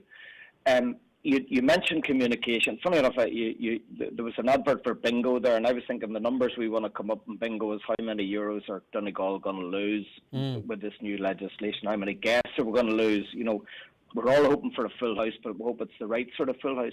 We've invited people from, so for our meeting tomorrow night, I just want to plug that, which is in the Mount Erical Hotel at 7 p.m. tomorrow night. We've rented a room, hope it's big enough. We invited people from the council, from the planning department. They said they didn't want to come because there was a new planning statement coming out, so there's no point them coming. We invited the tourism office from Donegal County Council to come and listen to us, but there was nobody available.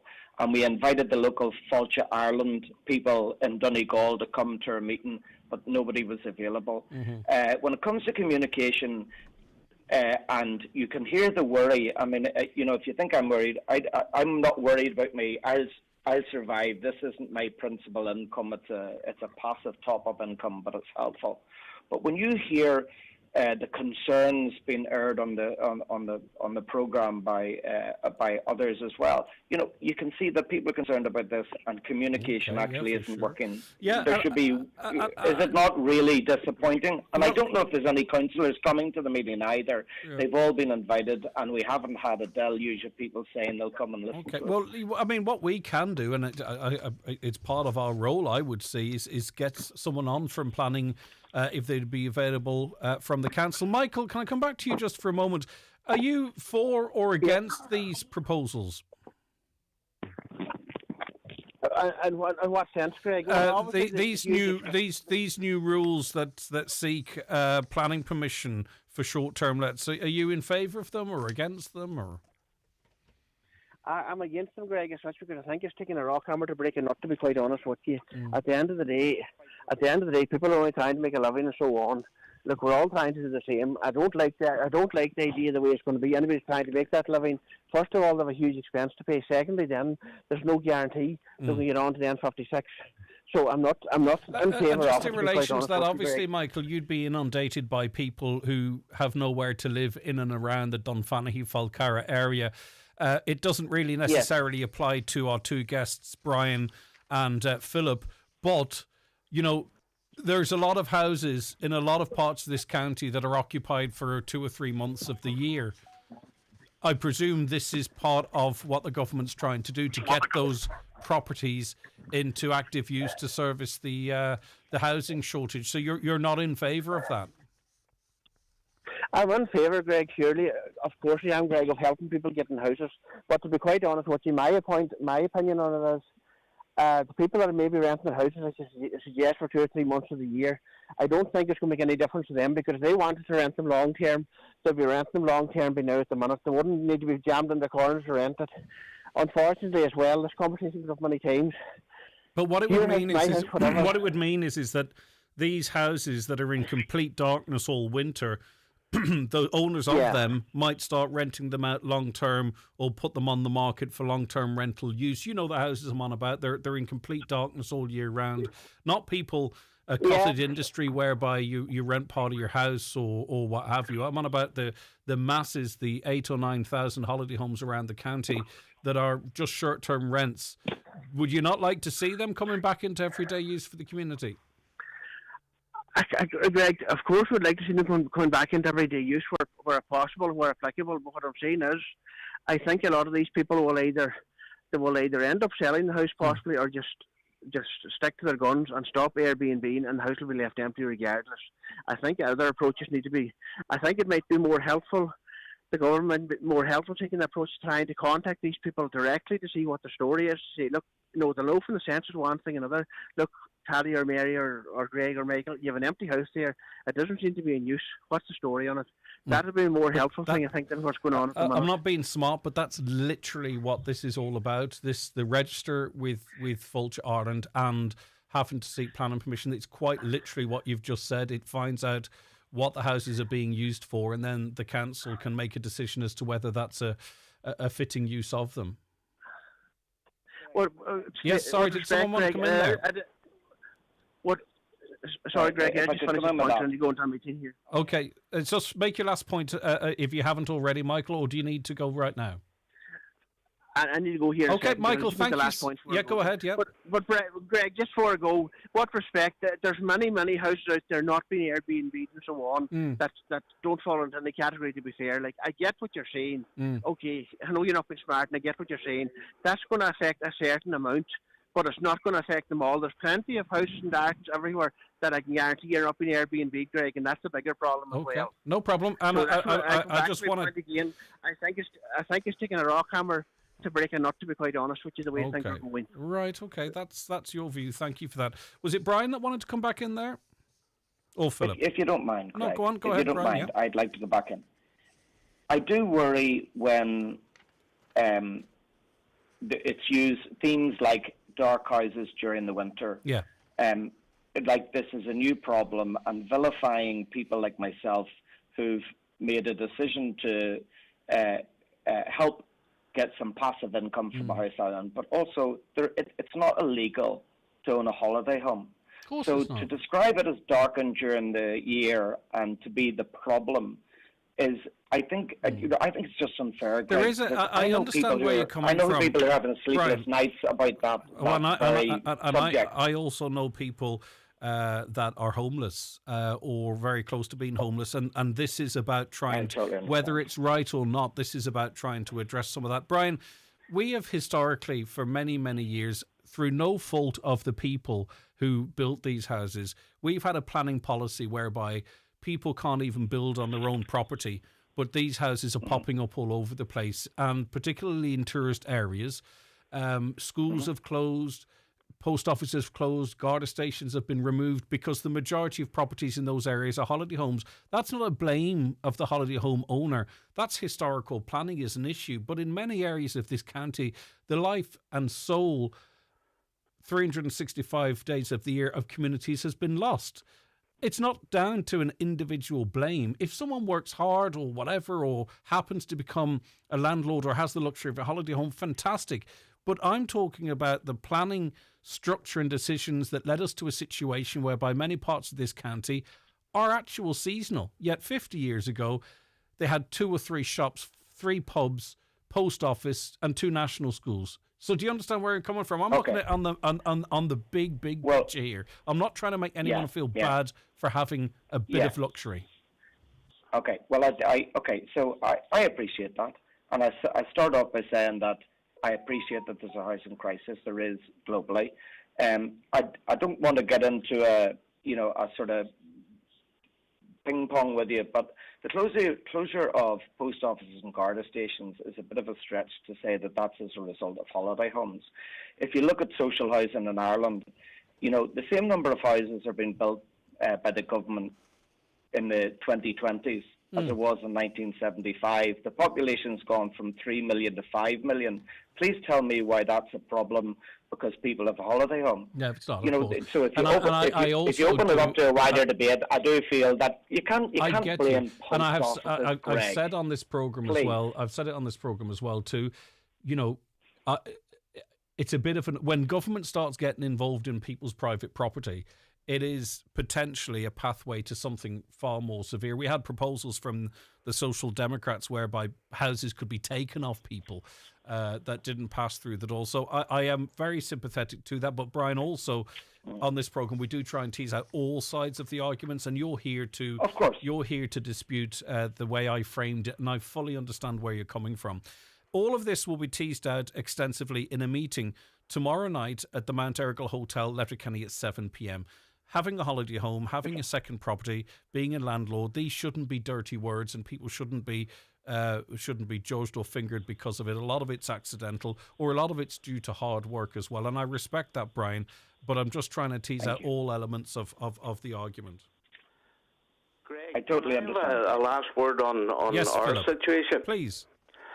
Well, I'm looking out the window now, and I'm looking at Bambus Crown. We are the most northerly B&B in Ireland. Mm-hmm. And if you had told me 6 years ago there was tourists would come to Malin 12 months of the year, I would have said, you're lying. Yeah. But I was totally wrong. We have people come, it slows down and the winter months, but there's still people come for the northern lights, the dark skies. They come for many, many reasons. The quietness of the place. So we have 2 rooms in our house that we rent out through booking.com. Mm-hmm. And how 20,000 if the other guest is right, if the planning permission is 20,000, we haven't got 20,000 to spend. Well, I'm going to get. So we will stop B&B. So people come here, to experience. Mm-hmm. It just feels like Fáilte Ireland aren't going to come out of this smelling the roses. Well, Fáilte Ireland Philip, should be represented. What's very important, I think, is that you know exactly how this might affect you. And Brian as well, and others. Lots of people are in different situations. So we will endeavour to get a planner on or someone from the council get some of this stuff clarified. Please get Fáilte Ireland and the council on to. I don't know. Fáilte to Ireland. Explain it. You know, like me and Brian could be totally jumping the gun, and it mightn't be. It might be just a tick box No harm exercise. to Fáilte Ireland, but I think they're bit part players in this, and I think really this comes down to legislation, planning, and enforcement of same. We can inquire to Fáilte Ireland, but I mean, look, they're there with keeping up a register, as far as I can see. Fáilte Ireland aren't, but players like they came here to Mallinhead or Tenleyshone 7 years ago, and they promised us a load of glass boxes, and they promised us 3.6 million, I think, was the visitor centre in Mallinhead, and that was 7 years ago, and they haven't been seen since. Okay, both of you, thank you very much indeed. Philip McFadden, Brian Kilfedder. Just to remind you, that meeting tomorrow night at the Mount Errigal Hotel, Letterkenny, at 7 p.m. The Greg Hughes Show with Letterkenny Credit Union, powering your plans with fast digital loans. Apply online or through our app in minutes and get funds straight into your current account. Easy, quick and convenient. And our digital offering perfectly complements the friendly face-to-face service you know and trust. At Cherrymore Kitchens and Bedrooms, we've spent 30 years bringing affordable luxury to Irish homes. Due to popular demand, our winter sale has been extended until the 28th of February, with up to 10% off kitchens, wardrobes, utilities, bedrooms and more. Don't miss out. Book your free design consultation today at cherrymore.ie or call 074 9725822. Cherrymore, where beautiful homes begin. The electorate for Shannon University elections has expanded. Thousands more graduates from higher education institutions across Ireland are now eligible to vote. If you are an Irish citizen with a degree from an included institution, you can apply to be added to the register. The closing date is the 26th of February. To find out more, please visit shannonvoter.ie. Brought to you by the Government of Ireland. Discover the Wyatt Hotel's hot deal this March. Treat yourself to some midweek magic at the Wyatt Hotel in the heart of Westport. From just €219 per person sharing, grab a cosy 3-night break, including breakfast and dinner on 2 evenings. Available on midweek dates throughout March. Book now by calling the Wyatt Hotel on 098 25027 or log on to wyatthotel.com. The Wyatt Hotel, where Westport magic awaits. Don't miss out.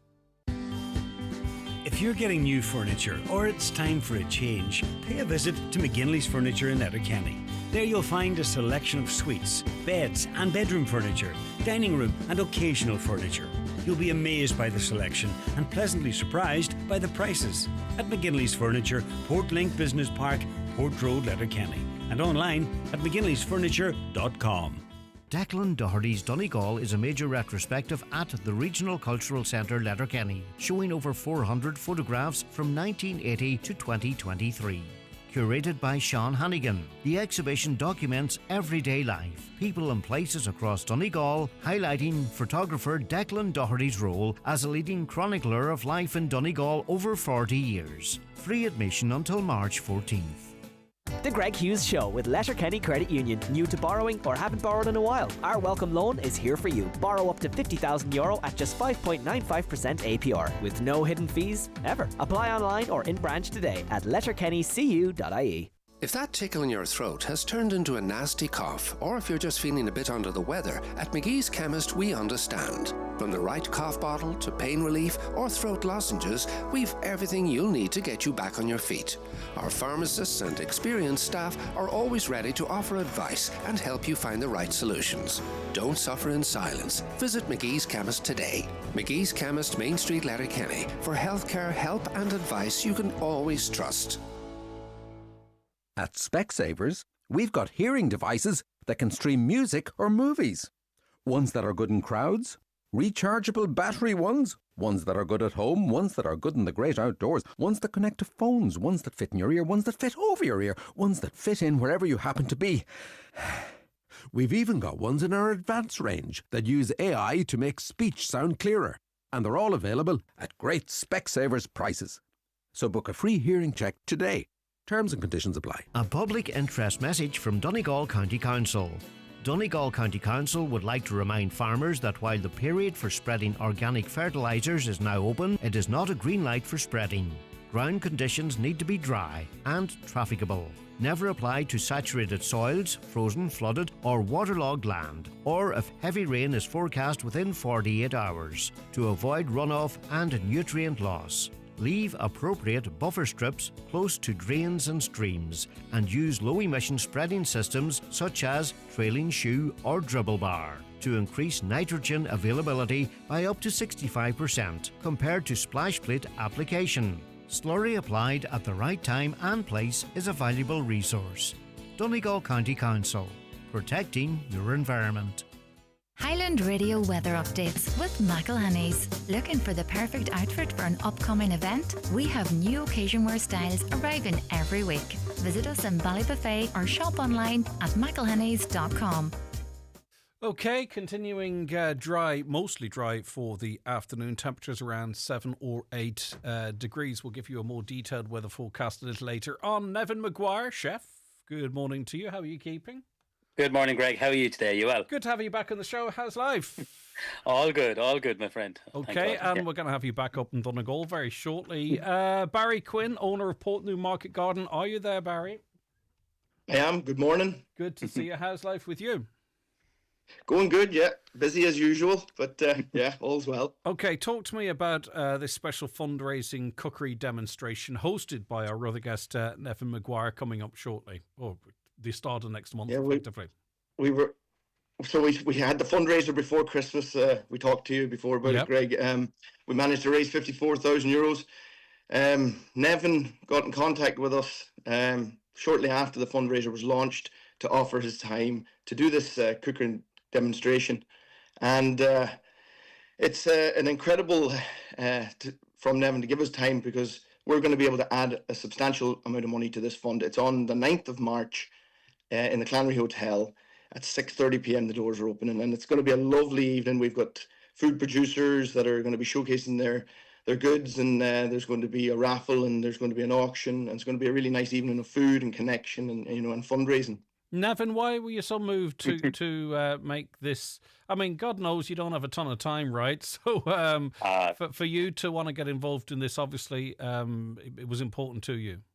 Well, first of all, I'm a big fan of Barry's, and I think the good work he does in the community and wider afield, he's an inspiration.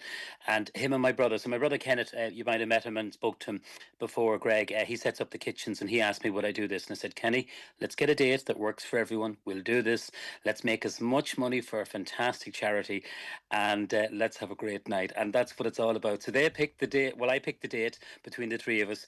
They picked the venue, the time and the place, and Greg, we'll have a great night, so we will. You're such a diva. You pick the date and we all have to roll in behind you. Come here.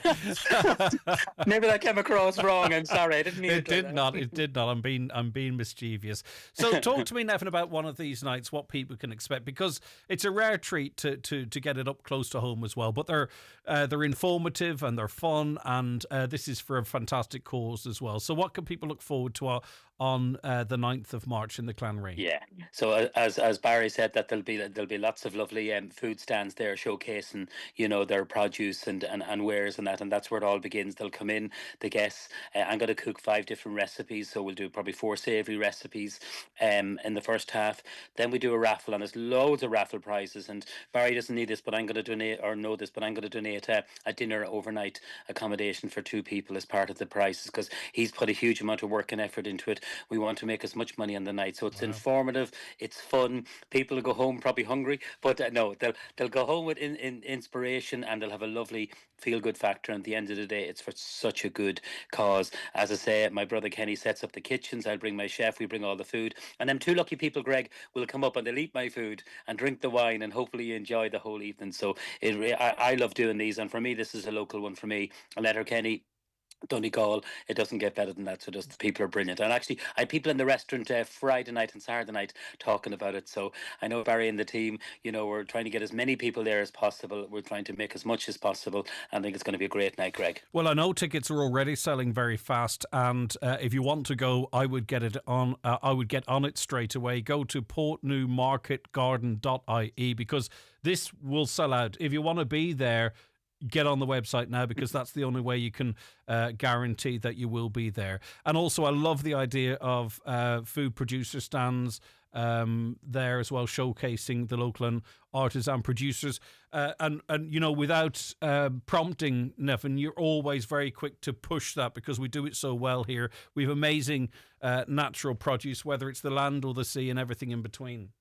Absolutely, you're some of the best produce, and I mean, like, you look back at all the different food festivals that we've done over the years and tasted Donegal, it doesn't get better than that. I mean, they set the benchmark for every other food festival, in my opinion, and I just think Donegal, it's the people too, and it's the produce, and you're right. You know, I'll be doing a lovely kind of like a nice fillet of hake. We get that from Killybegs. You know, we'll be doing a nice little kind of a red pepper dressing. Going to do a warm steak salad. Probably one of the most asked questions I ever get, Greg, is how to cook the perfect steak. Show me how to chop an onion on pots, pans, and knives. It never changes. So the recipes I'll be doing, everyone will go home with a lovely little free recipe booklet from that will get printed from ourselves, and we'll do, as I say, 4 savoury recipes. Another recipe that I'll be doing is kind of like a chicken and rice bake with chorizo using chicken thighs. So we want it affordable for people. It's not fine dining food. It's real wholesome, delicious food using the very best of ingredients. And with Barry there, he's going to be doing the MC. You know, we'll have great fun, so we will. And that's what that's what it's about, inspiring people and just cooking some lovely, simple, easy, delicious recipes. Barry, something happened, didn't it, just before Christmas, whereby, you know, you spotted something, you did something, and next thing you know, €55,000 has been drawn together for local families experiencing hardship, and now it's run into 2026 with Nevin and his brother getting so involved in it. Two things it points to for me. A, there's a serious problem in this country with people in hardship, more so I think than we're aware of, but B, those who are always on hand to say, right, if I can help my fellow person, I will. And we do that again in Donegal better than anywhere else. So something happened, Barney, didn't it? Really quite special as part of this Christmas appeal. And it's great to see it running into a new year. Yeah, it was incredibly sad to hear the stories of my own local community. And of course, as you say, Greg, it's across the country. There's something really wrong structurally. I'm not a politician. I'm not an economist. I'm a vegetable grower. I'm a father. I care about my community, and I've used my social media platform to try and help those people in my community. And it's just snowballed into something that hopefully we can go from strength to strength with, keep adding to this fund, reach a wider community if possible. And yeah, I'm really thankful to everybody that's donated, everybody that's gone on board. Again, Nevin and Kenny for putting their time forward to add to this fund. And we've got a lot of sponsors on board, and we've got a lot of prizes. But yeah, it was a bit of a roller coaster there before Christmas, emotionally for myself and with all the staff at the Downstrand Family Resource Centre. You know, I went in there not knowing what was going on really. You had an idea, but not hearing the actual stories. It was really saddening. So I tried my best, and thankfully it just really took off. And we've been helping a lot of people. We have over, I think it's 57 households helped. A lot of them was just they needed heat and oil. For God's sakes, they're in a cold house. A lot of them didn't have food for Christmas. We even got someone a Christmas tree, which was, you know, oh my God, they've killed kids, you know. They were struggling, and one after another, we heard the stories, confidentially, of course, and you know, we've been able to help a lot of people, and it's really fantastic. It truly is. You can confirm tickets are selling very, very quickly, Barry, and people need to get on to portnewmarketgarden.ie to ensure they can get along to this event. Yep, there's a link there, and you can get your tickets. They're selling quite fast. There's a few left, but yeah, you know yourself, as you say, Greg, this is going to sell out. I was at the Donegal game yesterday, and I met a lot of people saying, I must get my tickets, I must get my tickets. So yes, yeah, but we need to turn those words into action, or else people are going to be disappointed. That's it. Yeah. I love the idea. People look down their nose a bit of chicken thighs, Nevin, and other cuts. But, you know, you can make some wonderful food, as you quite literally will demonstrate on the 9th of March in the Clanree. Yeah, they're fantastic. They're fantastic value and flavour, and we're going to be using Noon's Poultry, which are based up near Clonmany and Donegal in a show, and absolutely fantastic. Good value, full of flavour. We're going to do a lovely kind of one-pot dish that will feed a family, you know, and you're talking about €4 or €5 will feed a family of 4, you know, so that kind of things we're kind of thinking of. Now, there will be a lovely dessert. I'm going to do a cheesecake too at the end of it. Oh, stop. And that's oh, yeah. Oh, absolutely. I know. It's going to be a really just nice plug kind it of like into my veins. That's all I want you to do. A lemon curd cheesecake. But, Oh, no, that's even better. I know, it's so delicious. But listening to Barry, like, he's an inspiration. And I mean, like, when people have hope, and what he's doing for the community, it's all about, getting out there, just supporting one another. And I think no one does it better than himself. So I really am looking forward to it, Greg, and I'm privileged to be asked. Thank you. Well done, Nevin. Thank you so very much indeed. We look forward to seeing you. That's celebrity chef, if he doesn't mind me calling him that, Nevin Maguire, who will be on stage from 8 p.m. on March the 9th from the Clanree, with all proceeds going directly to the Downstrands Family Resource Centre, who have the wherewithal to reach the community. But this is off the back of an initiative from Barry Quinn at the Portnew Market Garden and that Christmas appeal. And it was a perfect partnership. €55,000 raised already. And to hear Nevin donating, Barry, just live there, an overnight stay and meal at his... the demand on his premises is through the roof. That's fantastic. So you're going to... I'm sure you're not setting a target, but it's going to be a great night, no doubt. Yeah, it's going to be fantastic. That's so generous of Nevin to even give that as well as his time. We as I say, we've got some lovely prizes. We've got them auction prizes. We might even auction off that one. We've got some fantastic sponsors. I'd like to mention the Ardra Distillery, iMotors, Nancy's and Ardra and McCafferty's Bars have all chipped in with substantial amounts of money to really kick things off. And we have set a bit of a target, and we're hoping to have another €25,000 put into this pot to continue on. As host, compare, are you going tuxedo, shirt? What do you jacket? think I should wear? I don't know, man. I don't know. Go the whole hog. Go the whole hog. Tux might be a bit much. Whatever fits your personality, that's what you do. Thanks so very much indeed, Barry. Look after yourself and well done. Thank you so much. Thanks for having us on. Bye. That's Barry Quinn, owner of Portnew Market Garden. And just before that, we heard from Nevin Maguire. Lots of you messaging in on the Airbnb issue. People worked all of their lives to invest in a second house. Now they're being punished for it. I'm very sympathetic to that point of view. It applies to students too attending the Gaeltacht. Tourism is important to Donegal. 20,000 jobs. Why doesn't the state build social housing? Another, what a lot of complaining about Airbnb's new rules. You built it to make money. How much have you made before this new law comes in? You can't have it both ways. And last for now, the definition of home sharing is a very grey area, as is the definition of an active farmer. And on it goes. That is an issue, of course, we'll be returning to just to get clarity as well as to get to the comments that we didn't get to so far. But that's where we leave it on the show today. Thank you so very much for listening. We'll be back with you tomorrow morning at 9 o'clock. Stay safe and stay tuned.